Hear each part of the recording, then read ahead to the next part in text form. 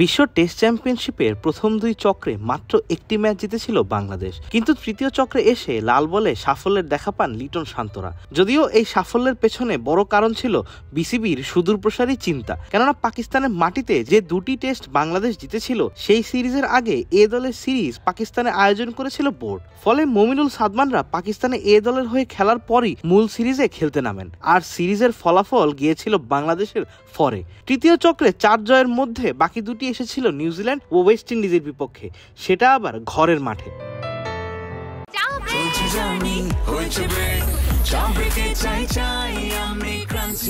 যে কোনো চা ব্রেকে বিস ক্লাব ড্রাই কেক, চায়ের সাথে আয়েশ।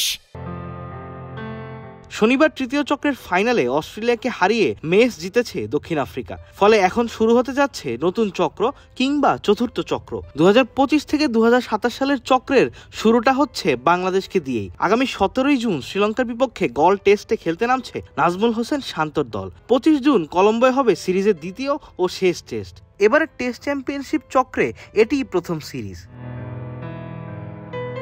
তৃতীয় চক্রে বাংলাদেশ মোট ম্যাচ খেলেছিল 12টি, জিতেছিল 4টিতে, আর পয়েন্ট তালিকায় তাদের অবস্থান ছিল 7 নম্বরে, পাকিস্তান ওয়েস্ট ইন্ডিজের উপরে। 3 চক্র মিলিয়ে বাংলাদেশ খেলেছে মোট 31টি ম্যাচ, জিতেছে 5টিতে, ড্র করেছে 2টিতে, আর হেরেছে মোট 24টিতে। চতুর্থ চক্রে এসে বাংলাদেশের যাত্রাটা শুরু হচ্ছে অ্যাওয়ে সিরিজ দিয়ে। শ্রীলঙ্কার বিপক্ষে 2 ম্যাচের সিরিজটা যে টাইগারদের জন্য একেবারেই সহজ হবে না, কেননা লাল বলে শ্রীলঙ্কার মাটিতে বাংলাদেশের পারফরমেন্স তেমন সুখকর নয়। লঙ্কা দ্বীপে একটিমাত্র জয় পাওয়া দলটিকে তাই নতুন চক্রের শুরুতেই দিতে হতে পারে কঠিন পরীক্ষা, কারণ ঘরের মাঠে শ্রীলঙ্কা বরাবরই কঠিন প্রতিপক্ষ।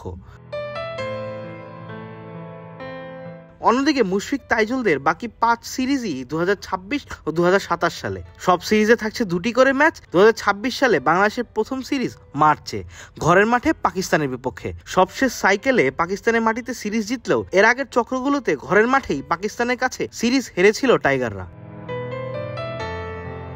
তাই ঘরের মাঠে পাকিস্তানকে ডেকে এনেই যে সিরিজ হারিয়ে দিবে বাংলাদেশ, এটা বলাও মুশকিল। সেই বছর আগস্টে অস্ট্রেলিয়া যাবে বাংলাদেশ। 2003 সালের পর অস্ট্রেলিয়ার মাটিতে সেটি হবে লাল সবুজের প্রতিনিধিদের প্রথম টেস্ট সিরিজ, আর অস্ট্রেলিয়ার মাটিতে তাদের বিপক্ষে যে সব দিক দিয়েই পিছিয়ে থাকবে টাইগাররা, এটাও নিশ্চিত করেই বলা যায়। আবার ইংল্যান্ডের বিপক্ষে ঘরের মাঠে সিরিজ রয়েছে বাংলাদেশের। সবশেষ ইংলিশরা যেবার বাংলাদেশে এসেছিল সেবার স্পিন দিয়েই ইংলিশদের হারিয়ে দিয়েছিল টাইগাররা। 1-1 ব্যবধানে ড্র করা সেই সিরিজ বাংলাদেশকে অনুপ্রেরণা যোগালেও প্রতিপক্ষ বিবেচনায় ইংল্যান্ডের সঙ্গেও টেস্টে জয় পাওয়া একেবারেই সহজ হবে না। আশার আলো হতে পারে ওয়েস্ট ইন্ডিজ সিরিজ, যা হবে বাংলাদেশে। টেস্ট চ্যাম্পিয়নশিপের নতুন আসরে এই সিরিজ থেকে 2টি ম্যাচই জিতে যাবে বাংলাদেশ, কিন্তু দক্ষিণ আফ্রিকার বিপক্ষে তাদের মাঠে ওয়ানডে সিরিজ জিতলেও লাল বলে যে প্রোটিয়ারা কঠিন পরীক্ষায় ফেলে বাংলাদেশকে, এটা এক প্রকার নিশ্চিতই। তাই নতুন চক্রে যদি বাংলাদেশকে ভালো করতে হয় বা ভালো অবস্থানে থাকতে হয়, তাহলে এই শ্রীলঙ্কা সিরিজ দিয়েই জয়ের যাত্রাটা শুরু করতে হবে। কেননা ইংল্যান্ড, অস্ট্রেলিয়া বা দক্ষিণ আফ্রিকার বিপক্ষে জয় পাওয়াটা যতটা কঠিন হবে, তেমনি ঘরের মাঠে পাকিস্তান ও উইন্ডিজদের হারিয়ে দিতে পারলে অন্তত 4 থেকে 5টি টেস্ট জিতে এবারের আসর শেষ করতে পারবে টাইগাররা। তবে সেটার জন্য বোর্ড, খেলোয়াড় ও ম্যানেজমেন্টের করতে হবে সুদূরপ্রসারী চিন্তা, যে সুদূরপ্রসারী চিন্তায় সাফল্য এসেছিল পাকিস্তান সিরিজে পাকিস্তানের মাটিতে। আবিদ মোহাম্মদ, ক্রিক ফ্রেন্জি।